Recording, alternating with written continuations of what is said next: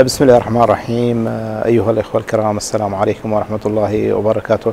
أيها الإخوة متابعي عدسة مازن، نرحب بكم في استوديو التحليل ما قبل المباراة. واخترنا اليوم طبعا في مستهل هذا الاستوديو إن شاء الله الحديث عن مباراة الاتحاد الغربي وسيح سندة، الفريقان اللذان تأهلا لدوري الثمانية في دورة شجع فريقك لعام 2017 بنادي الوحدة. في البداية نرحب بالمدرب الوطني الشاب الخلوق مبارك بن بخيت الجعفري، أهلا وسهلا بك. وكذلك نرحب بالمدرب القدير علي الزبير، المدرب السوداني الذي له صولات وجولات وله بصمة جميلة هنا خاصة في ولاية جعلان بني أبو علي. مرحبا بكم واهلا وسهلا بكم. في البدايه مثل ما شفتوا هذه الدوره بين كر وفر وبين ايضا متعه كرويه. اول شيء نريد نتحدث عن لمسه الحضور الجماهيري في البدايه، وبعدين ناخذ ايضا زوايا التحليل التي سنتناولها ان شاء الله من خلال هذا اللقاء. مرحبا بك استاذ صالح وشكرا على الاستضافه. طبعا جمهور عاطي الدورة رونق جميل، عاطي الدورة انطباع خاص، عاطي الدورة جو كروي، يعني يعتبر من أفضل الدورات الناجحة في شجع فريقك، يعني عاطي حتى الجو إثارة، فهذا الجمهور الإيجابي يعني بالنسبة للفرق. كابتن علي، انت شفت يمكن الجمهور وايضا اللمسه الجميله وايضا الزحف الجماهيري الكبير الذي اذا لم تسعهم مدرجات النادي فهم يعتلون اسطح المنازل للمتابعه، فهذا ربما ايضا نجاح هذه الدوره جماهيريا. اول حاجه شكرا استاذ صالح، والحقيقه يعني جمهور مثالي وجمهور ذواق يحضر بكثافة ويشجع فرقه. أنا أفتكر إنه الجمهور له دور كبير في إسراء الحركة الرياضية في نادي الوحدة. جمهور يحضر بكثافة، جمهور يشجع فريقه، جمهور يستحق النتائج الجيدة والأداء الجيد والسلوك الحميد. نعم. كابتن مبارك، إذا سألتك عن المباراة التي إن شاء الله ستجمع بين فريقي الاتحاد الغربي وسيح سندة، أيضا لقاء يمكن يكون له خصوصية بين المجورة هنا في مركز الولاية وبين أيضا الأخلاق الرياضية الجميلة التي نحن شاهدناها خاصة من الفريقين. ماذا يعني حديثك عن هذا الجانب؟ والله هو لقاء لما يقولوا مجورة على مستوى الولاية. طبعا فريق الاتحاد وفريق السيح كلهم فريقين ممتازين، كلهم يملكوا روح رياضية وأخلاق عالية، فنتمنى إن شاء الله المباراة تكون بشكل جيد، تطلع بشكل الناس اللي تتمناه والجمهور اللي تعشقه إن شاء الله. كابتن علي، أنت شفت يمكن سيح سندة ظهر بصورة مختلفة هذا الموسم وهذا العام. هو من أول كان يقدم يعني كرة جميلة، لكن هذه المرة ربما يعني في عوامل ساعدته، ممكن ما أبرز العوامل اللي ساعدت سيح سندة بالظهور بهذه الكيفية.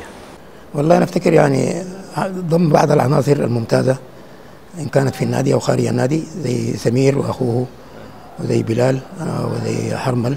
أنا أفتكر عناصر الخبرة كان لها دور كبير في قيادة الفريق، وإضافة أيضا عبد الرحمن السعدي كذلك كمهاجم. أنا أفتكر يملك على الورق فريق جيد يستحق النتائج ويترشح لأنه يفوز في المباراة القادمة على الورق. أما ما يحصل في الملعب هذا حسب استعداد الفريقين وحسب الروح اللي بيلعب بها كل فريق وحسب الأداء الجيد الممتاز والاستثمار لفرصه اللي بيحصلها الفريق.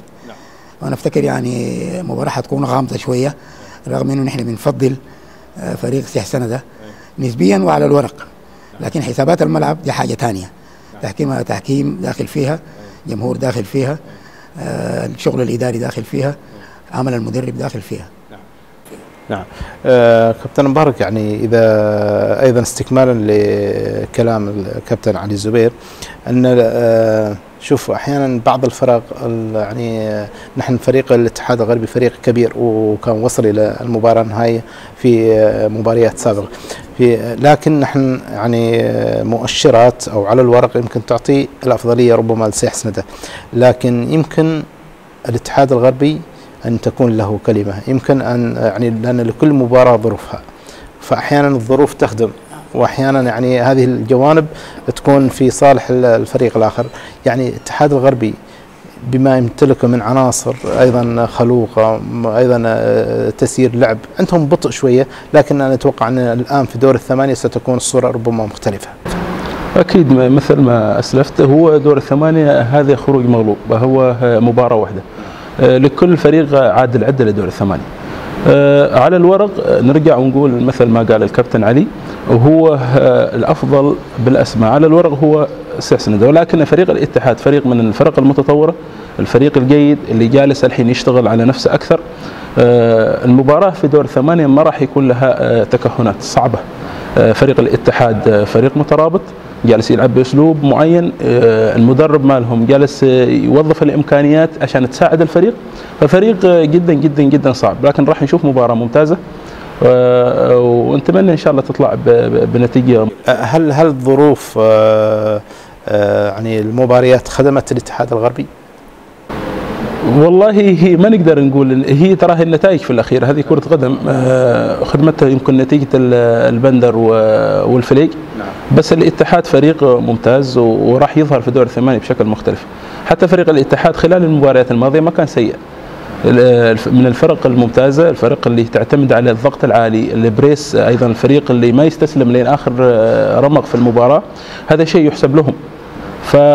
يمكن المباراه الاولى اصابه محمد خميس هي اللي اثرت على المجموعه، لكن لو كان محمد خميس موجود لكان يكون الفريق مختلف شكليا ونسبيا افضل عن كذا. ان شاء الله ما يكثروا من اكل العرسي باكر عشان المباراه او شيء، لان يمكن قد تكون لان معروفين هؤلاء الناس يعني بهذه الاشياء الجميله.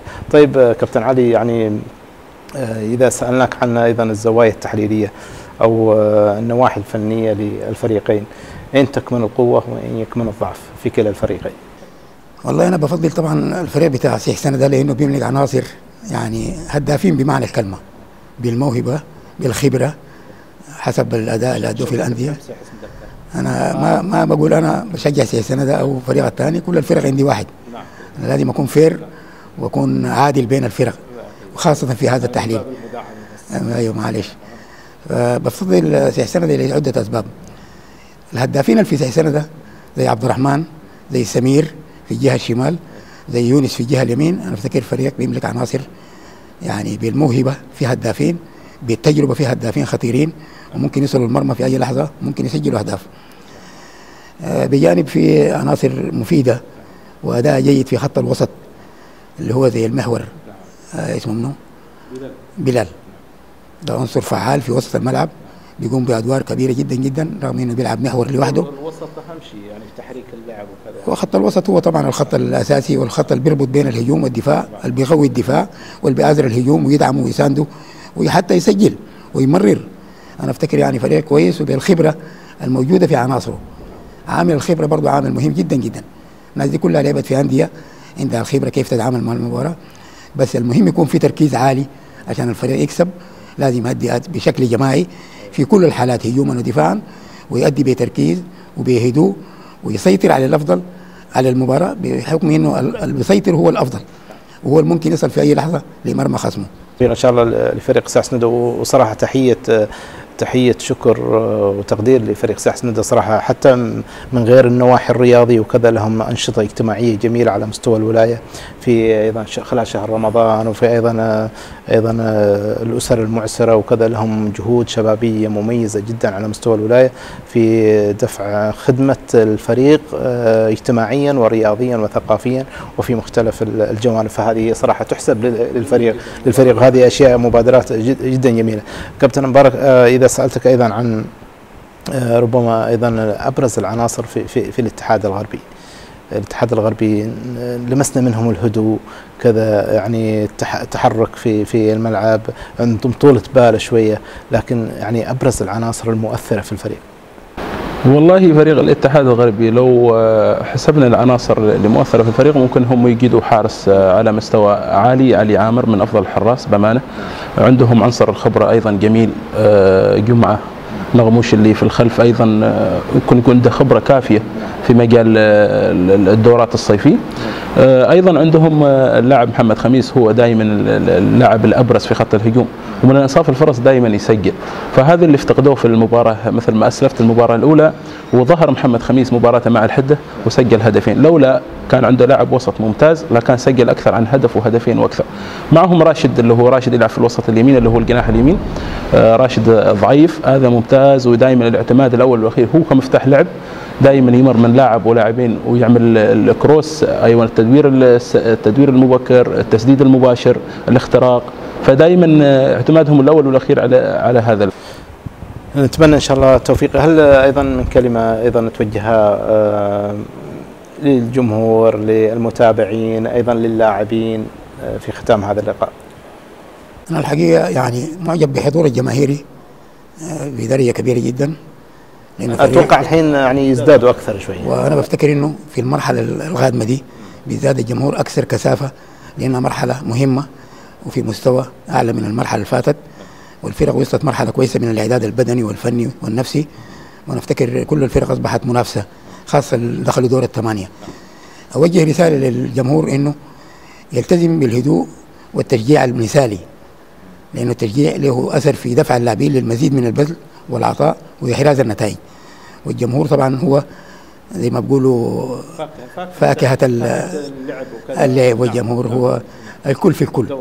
كورة بدون جمهور ما لها فايدة، وحتى اللاعب ما يتحمس والمدرب ما يشحت حيله وكل الناس المسؤولين. الآن حتى عفوا كابتن، يعني الآن حتى الشباب المحترفين من الأندية الأخرى سواء في السلطنة أو أندية السلطنة، نحن نشاهد يعني ما شاء الله خامات محترفين ممتازين جدا في دورة نادي الوحدة.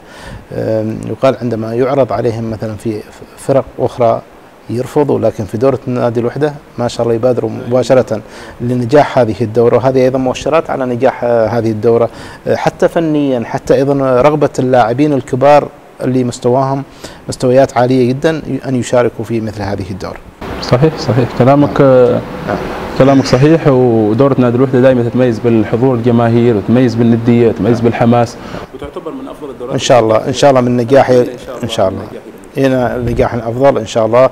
ودائما عدسة مازن تعودكم على إن شاء الله الشيء المثير والممتع بإذن الله تعالى. شكرا في الاستوديو التحليلي ما قبل المباراة للكابتن القدير علي الزبير، حياك الله، والكابتن الشاب المدرب الشاب مبارك بخيت الجعفري، اهلا وسهلا بك، وشكرا على هذه يعني الاطلاله الجميله من خلال هذه الدقائق البسيطه، حياكم الله. طيب شكرا استاذ صالح، وانا عندي الحقيقه كلمه بسيطه احب اقولها او اوجهها لاداره النادي. هذه الدوره الغرض الاساسي منها مع نجاحها فنيا ومن كل النواحي الاخرى، اتمنى انه ما نختاره من لاعبين لكل المراحل بتاعت الدورات السابقه انه يكون في حل لحضورهم للنادي واداء ضريبه الوطن، لانه البلاد في حوجه لهم والولايه في حوجه لهم. هذه الزاويه ان شاء الله بعد ما نتكلم عنها ان شاء الله في اللقاءات قادمه. انا مختار بعض الزوايا ان شاء الله ايضا بنتكلم عنها في ان شاء الله في لقاءات قادمه، وكلام جميل جدا، وجميل ان يطعم النادي او الفريق بشباب يعني برزوا في هذه الدوره من مختلف الفرق، والاهم ان هؤلاء الشباب يواظبوا على النادي ويواظبوا على الحضور من اجل صقل مواهبهم، وفي نفس الوقت ايضا تكوين شخصياتهم كلاعبين. شكرا لكم والى اللقاء.